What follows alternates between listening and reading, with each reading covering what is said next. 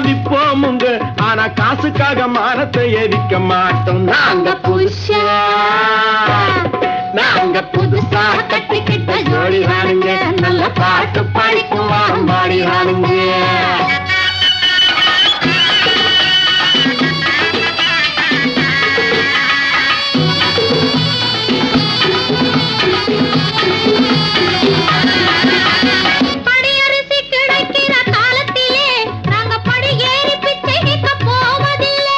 குடிசையெல்லாம் வீடாகும் நேரத்திலே நாங்க தெருவோரம் குடியேற தேவையில்லை.